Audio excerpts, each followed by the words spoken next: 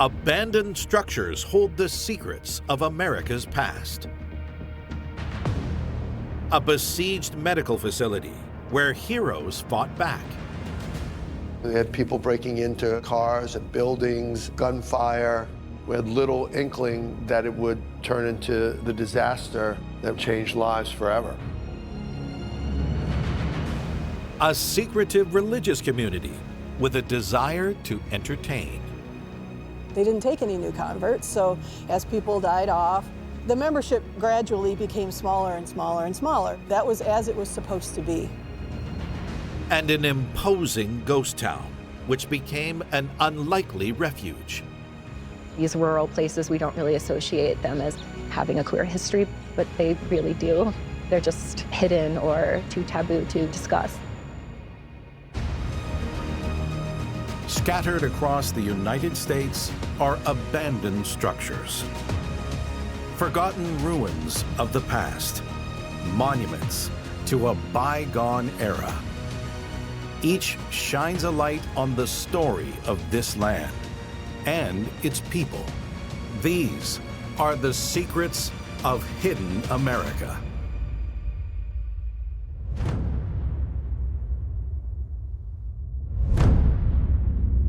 In the Big Easy, a building famed for healing saw incredible feats of bravery during one of America's darkest hours.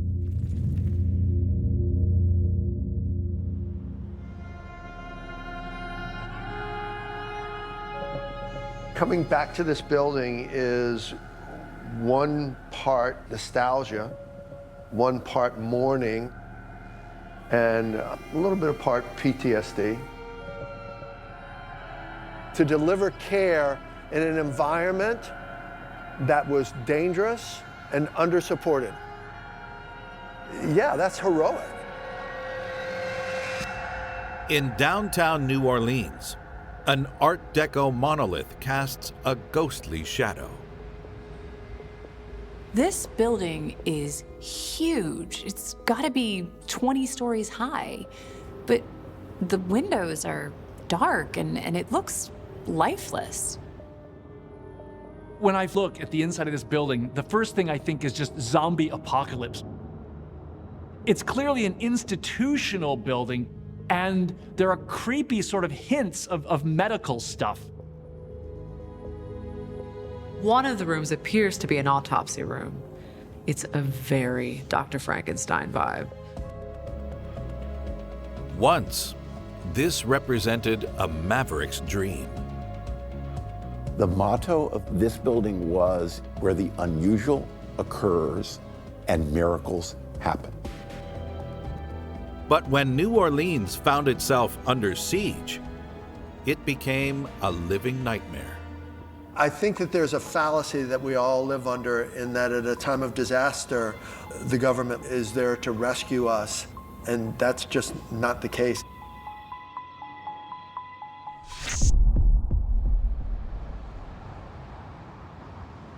Located just 3 blocks away from the Superdome, this is where Peter W. trained. I know these corridors well. It's where I spent 20 years of my career. It's nostalgic and sad all rolled into one. Tremendously fond memories here. Friendships, patience. This building is part of a long tradition. One that began just 2 decades after this city was founded in 1718.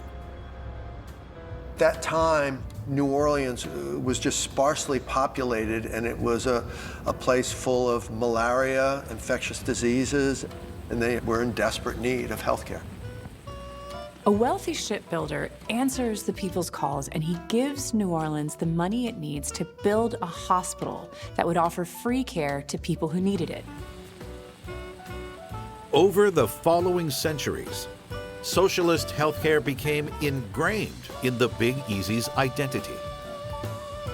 But during the Great Depression, with money in short supply, city officials looked to turn their back on this practice. Huey Long was the governor at the time, and he was absolutely outraged by the idea that people were going to start paying for health care. So he marched into a meeting, supposedly grabbed the microphone and just said, "We're going to make this happen." A tax raise funded a new 1 million square foot, state-of-the-art socialist medical facility. This is Charity Hospital. This hospital was the jewel of New Orleans. It became so beloved by the local population that it was given the nickname Big Charity. Yet soon it became renowned for far more than just free health care. Was famously known as a place for superb training. The building had viewing galleries where operations would be watched by students. It was important in training people not just from around the entire United States, but from around the world. But no amount of training could prepare the staff for what would happen on August 29th, 2005. New Orleans was hit by Hurricane Katrina. This was a Category 5 hurricane, an apocalyptic storm that wreaked havoc across the South. Winds as high as 175 miles per hour. When Katrina struck, it's loud noises outside because of the wind. The windows of my own office on the 13th floor crashed in. It was nuts. The hurricane dumps over 2 trillion gallons of rain on Louisiana alone. And 36 hours in, an event 4 miles north of Big Charity would bring the hospital to its knees. The levees broke, and the water just cascaded down over the city. 80% was underwater. In a matter of hours, downtown New Orleans was flooded by over 10 feet of water. Charity Hospital was plunged into darkness. All the major generators for the hospital were in the basement, which were rendered useless. There were some backup generators that they had for only critical life-saving purposes, but anything else was just not available. The rising water would threaten more than just the power. Halfway down these steps, right here, was water. And that's what caused us to have concern, because we thought it was going to make its way to this first floor where the emergency department existed. So there was concern. That's why we had to move the patients. If you can imagine carrying patients' stretchers up this stairwell, you know, the manpower required to do that, to move patients up into a safer place. With large windows to maximize natural light, a temporary emergency room was set up in the 2nd floor auditorium. This is where it all went down. Within a matter of 4 hours, we quickly moved 40+ patients and all the equipment to provide care for them up here. Some of the things that we did in this room were just nothing short of miraculous. After 3 days of working in cramped and crude conditions, the staff and patients thought their ordeal might be over when helicopters were seen evacuating people from nearby Tulane Hospital. We were able to solicit military half-track to bring our sickest ICU patients literally across the street through 4 feet of water to the helicopters. When they got there, these critically ill patients weren't evacuated quickly. Tulane pretty much had a list of who they needed to evacuate, and they stuck to it. Sadly, we lost patients on that roof. For the doctors and surviving patients still on the roof, the hope of escape quickly degenerated into a nightmare.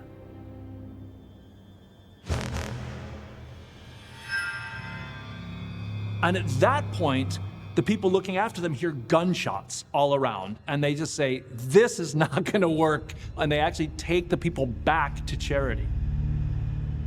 Due to flooding and fears for their own safety, many of the staff and patients of Charity Hospital were still stranded inside the building 72 hours after Katrina decimated New Orleans. And help was not on its way. We would hear spotty radio reports that our hospital had been evacuated. Can you imagine just how dispiriting it was that someone out there thinks that you've been rescued? So now there's no one coming for you. The staff actually writes on sheets, puts banners out the window saying, we're still here and the spirit of charity lives on. It was a distressing time. You have folks who have been in it 72 plus hours into 96 who had it. You were without a shower, toilets, adequate food, and then you throw on top of that somebody who's sleep deprived, hot, sweaty, distressed. It's a tough ask, a real tough ask. Despite the desperation, no one could predict what would happen next. One of our emergency department nurses was contacted by her father and said, I'm going to get a boat and I'm going to come get you. Motored his boat to the hospital door and said, I came to pick up my baby. And she says, you know, Daddy, I love you and I would love to go with you, but my duties to these patients, I can't leave. The father doesn't take no for an answer. He thought, if my daughter won't leave her patients, I guess I'll just have to rescue them as well. On September 2nd, over 100 hours after Katrina first struck, something entirely unexpected began. Rounded up by the nurse's father, a motley fleet of volunteers started a 9-hour evacuation of Charity Hospital. I'm not proud of how long it took to evacuate people, but it would not have happened without the volunteers. It was an impossibility. When I locked the doors and walked down this ramp and closed the doors for this hospital, I had no earthly idea that that would be the last time those doors would be open for patient care at this site.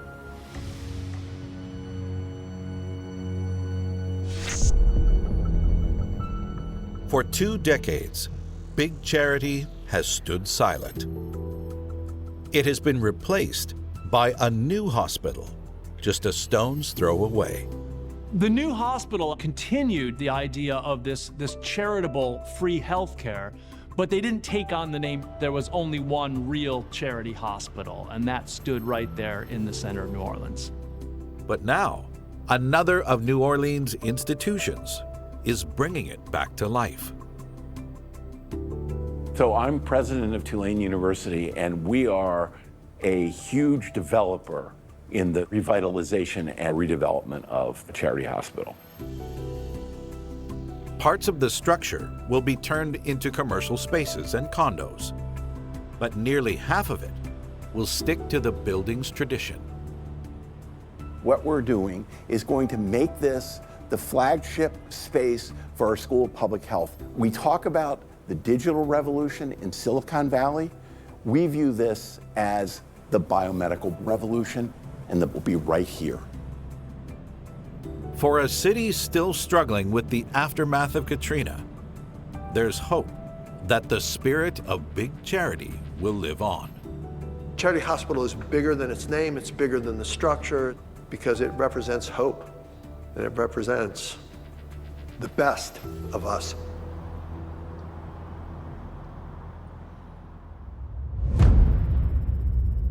On the coast of Lake Michigan lies a forgotten community that brought a strange new style to America's favorite pastime.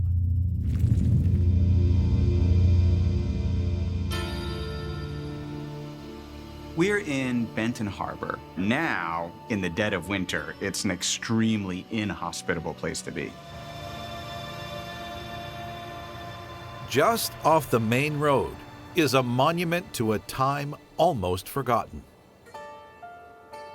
You go down a long wooded pathway that leads to an open ravine where inside there are just derelict, broken down pieces of old buildings. You get strange glimpses of half-forgotten structures, and you start to ask yourself, what is this place? Among the dilapidated buildings snakes a rusting transport network.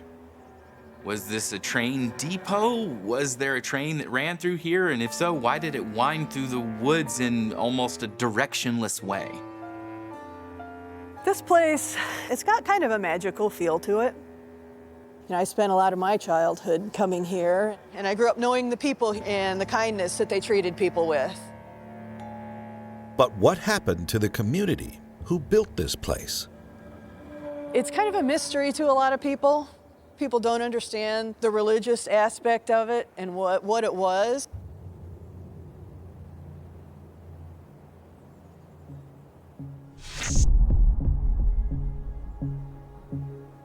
Despite being a mystery to most of the world, locals like Debbie Boyersmith remember this place all too well. I spent a lot of time here because my family were members from the inception in 1903 up until 2017. There was a member of my family as a member of the House of David. These are the remnants of an amusement park run by a community known as the House of David. The House of David was started by Mary and Benjamin Purnell. The Purnells believed that they were messengers from God sent to herald the coming of Judgment Day. But one day a family tragedy put a halt to their preaching. Their daughter perished in an explosion in a fireworks factory in Ohio. Strangely, the pair refused to go to the funeral, believing that the living should not associate with the dead. And it was due to these strange, unconventional beliefs they were run out of town. The Purnells fled to Benton Harbor and started to build a community here, attracting followers with their unusual doctrine. Their beliefs are very much following the beliefs of Jesus. Being a vegetarian, you don't cut your hair, you don't cut your beard, you treat people kindly, non-judgmental. Because they believed that Judgment Day, Armageddon, was imminent, the followers of the House of David didn't see procreation as a responsible or necessary activity. Therefore, they argued that all forms of sexual activity were immoral. Despite the House of David's disapproval of reproduction, soon they had almost 1,000 members. Many of those people initially came here to be entertained. At one point, the House of David was known by everybody in the area, and that's thanks largely to this place, Eden Springs Park. More and more people came. And so they purchased this property here, bought the trains, and decided, let's entertain them. And it was a way to earn money to support the colony. Eden Springs Park opened in 1908, and it had a lot of great attractions for the day. It had a fish pond, a giant dollhouse, and an auditorium where Benjamin Purnell put on biblical plays. At Eden Springs, there was even a small zoo. It must have been quite an exciting place to visit. Despite the community's private nature, they were extremely welcoming at Eden Springs Park. It was the place to come back in the day. Well, of course, I loved riding the train in, because that was just always fun. My aunt, she would always meet us at the depot with tickets and ice cream. I remember the strawberry ice cream had pieces of strawberry in it, and to a kid, that was the best. But not all of Eden Springs visitors behaved themselves. And they actually started selling beer in the beer garden was after Prohibition. And occasionally people would have a little bit too much to drink when they were down there.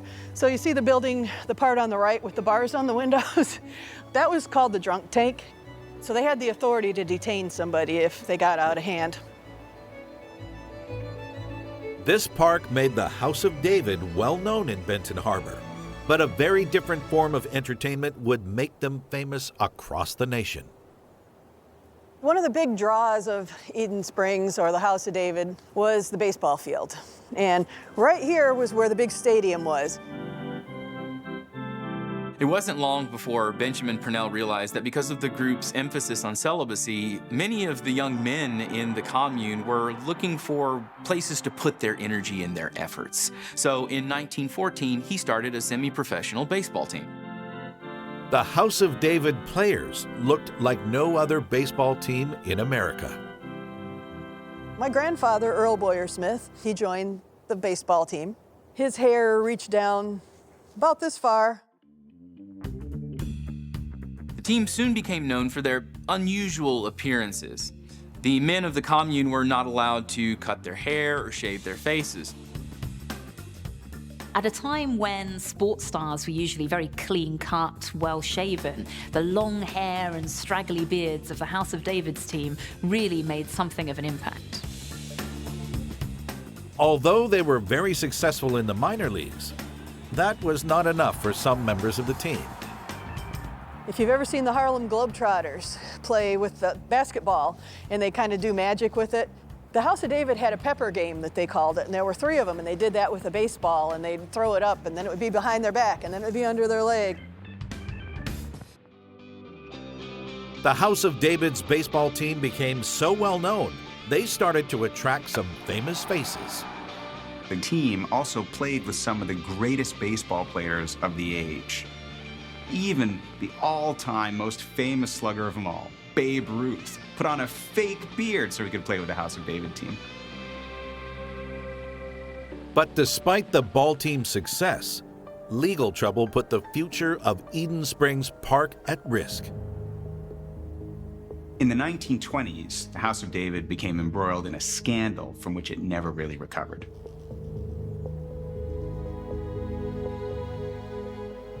Some members of the commune accused Benjamin Purnell of being a child molester and operating a fraudulent enterprise under the guise of religion.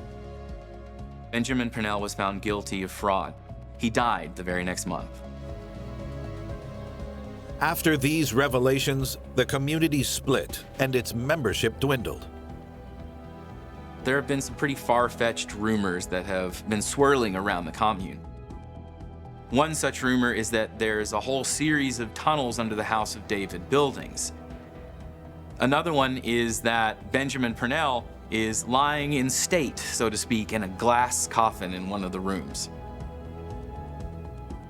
There are so many myths. People would make stuff up and say things happened that really didn't, or, oh, I thought that was just a men thing, that there were only men there. By the 1970s, there were only a handful of members of the House of David left. They just got to a point where they said, that was it. You know, we can't do this anymore. When they did actually close the doors, it was sad to see the life go out of it. Unable to keep up with the park's maintenance, the House of David closed Eden Springs in 1973. Half a century later, a group of locals have come together to breathe new life into the park. My family helped build it the first time. I can help, restore it. When the current owner bought the park in 2009, it was just almost like going to Machu Picchu and uncovering, what you knew was there somewhere. A group of volunteers have been restoring the gardens, they've repaired the fountain, and even patched up some of the rides. And in fact, the trains have become a popular local attraction again. The baseball diamond has been cleaned up and restored, and it even hosts kind of recreation vintage baseball games in honor of the House of David team. It was the place to come back in the day, and I think a lot of people missed it. It's good to see them coming back, and it's good to see it come alive again.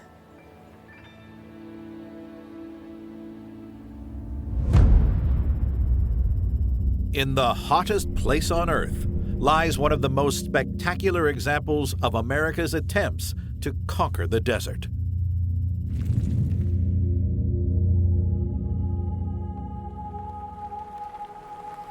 This is basically America's Rome. I get up and I look at this every morning, and this wonderful place, and I'm free. This is on the edge of Death Valley, Nevada. Now, it's called Death Valley for a reason. Temperatures here can get up to 130 degrees. At first glance, this looks like an empty wilderness, a barren, hilly landscape. But closer inspection reveals signs of life. These buildings were obviously made to last. Somebody must have felt that this place was worth investing in. It wasn't the Wild West anymore. People came here to make money. This is rather symbolic of early industrial America. It came in, it was noisy and wildly successful for a time before being left to crumble. But from the ruins, future settlers would take sanctuary. I think the story is really important because it's still very much ignored. They're just hidden or considered too taboo to discuss. Carl Olson keeps watch over this place as its only resident. People that came rushing in here, they came down here in wheelbarrows, they came down in wagons, they came in barrels and automobiles. It was really booming. People thought this was going to be the next capital of Nevada. This is the Bullfrog Mountain Range, and its story began with a single prospecting hermit. Frank Shorty Harris was a notorious prospector in the Death Valley region, and he made a living, or eked out a living, through prospecting. In the summer of 1904, Shorty was out on one of his prospecting expeditions, and something caught his attention in the ground beneath his feet.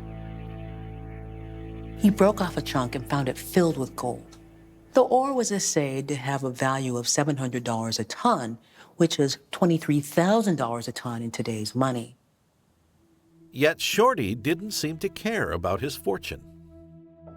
It's said that Shorty got drunk, sold his claim for $500 and a mule, and then just went back to his nomadic desert ways. But this was not the end for gold mining in the area. There's a gold rush in 1904 in Bullfrog, and that just opens up several mines and brings in all of the stuff that you would expect to support the mining industry. Many settlements began to spring up, and one of those was this town, Rhyolite. And at the center was the Cook Bank. The interior of the bank was unreal. This was going to be like the statement of the town. There were marble on the floors, there were marble on the counters. You can see the vault in there where they kept the deposits. The building next to the bank, there was an ice cream parlor in there. They sold clothing in there. The profits that were being made here attracted the attention of Charles M. Schwab, one of the nation's most prolific investors. He was also a bit of a gambler, and in 1906 he decided to bet big on Rhyolite. Schwab's investment in the local mines caused the town to explode. So this whole area around here, there were approximately between 8,000 to 10,000 people. And all these people needed somewhere to live.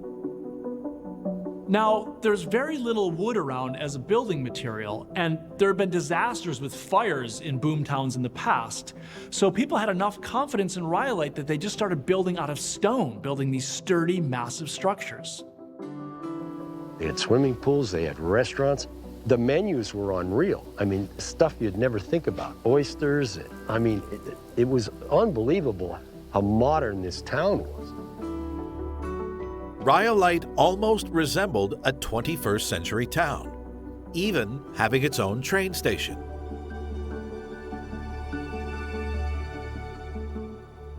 This area, as it rose in elevation, this was called Nob Hill, and that's where the elite lived.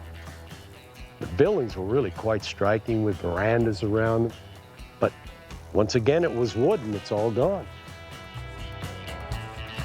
Within 3 short years, the gold was running out, and in 1911, the mines were shut down.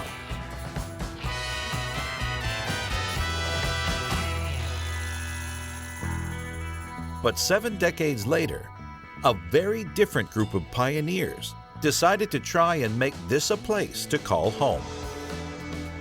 It's never been easy to be gay in America, and during the 1980s, it would have been all the more difficult. And during the 80s, we have the AIDS crisis, and it generates a moral panic. Artist Emily Budd feels a personal connection with this town. At the height of the AIDS pandemic, I was still pretty much a child, but it was definitely still present in the 90s during my whole coming out story. I remember the hysteria, the ignorance, the bigotry involved in how society treated queer people. 2 men intended to bring Rhyolite back from the dead. The plan was to build a paradise for gay men in the wilderness where they would be free from persecution and abuse. They would name it Stonewall Park after the famous Stonewall Bar and riots in New York City. The founders of Stonewall Park were Fred Schoonmaker and his partner Alfred Parkinson. They were a couple, they were very deeply in love. They had been together for like at least 13 years, and they were tired of being closeted. The 2 Freds chose this ghost town as the perfect refuge. So why choose this ghost town as a site? Legally, it was still an incorporated city, which meant that they could make their own laws decriminalizing homosexuality.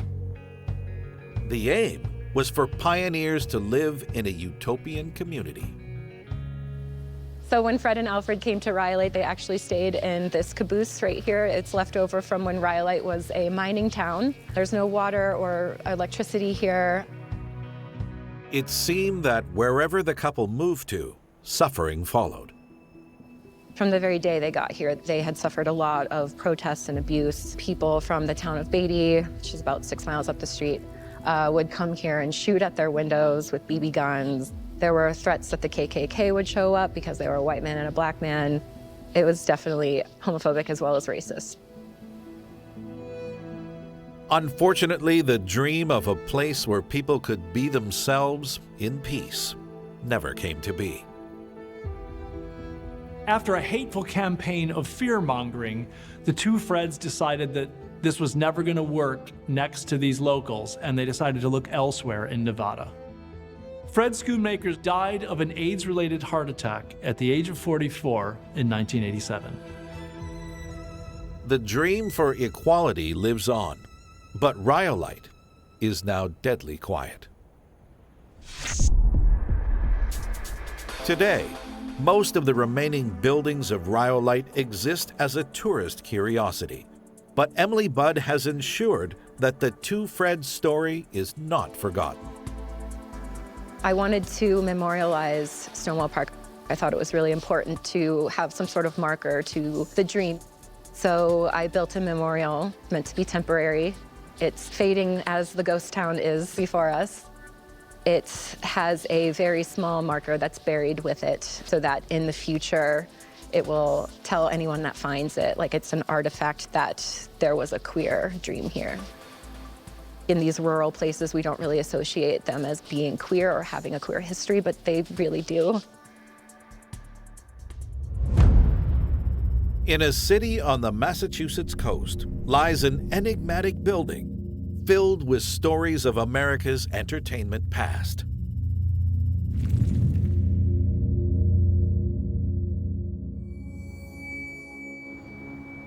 Today, a lot of New Bedford's glory has faded somewhat. As you come to the south side, the first thing you see is an enormous highway that's obliterated a lot of the neighborhood. People drive up and down this highway all the time, and when they do, they must think, what is this building? What used to happen here? It's a mystery, you know, it was like, what's inside there? So when they closed it up, it just became a time capsule to another period. This would have been a really grand entry. Unfortunately, now it's bricked in with this rusty old door. Inside, the building slowly reveals its secrets.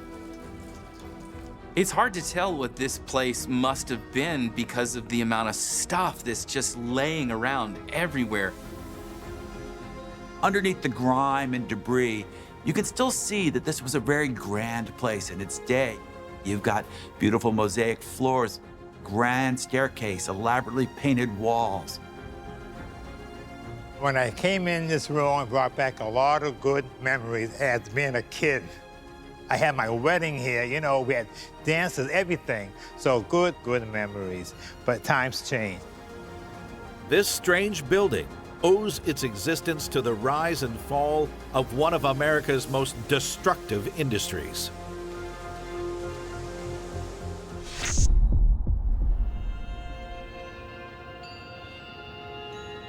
In industrial New Bedford lies a mystifying building containing a network of corridors and rooms. It's clear that the auditorium was meant to be the star of the show. Charles Hawke was struck by the faded beauty of this building and is part of a consortium who are attempting to preserve it.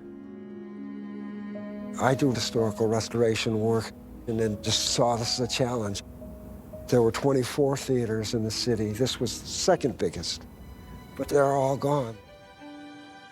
This is the New Bedford Orpheum Theater. But thanks to this town's unique maritime past, this place was built with entertainment as an afterthought. New Bedford was the heart of the whaling industry and produced a lot of whale oil. And because of that, it was known as the city that lit the world. Whale oil was so valuable that whale oil captains became rich, and New Bedford became, for a time, arguably the wealthiest city in the world. The riches afforded by whaling attracted immigrants from all over the globe.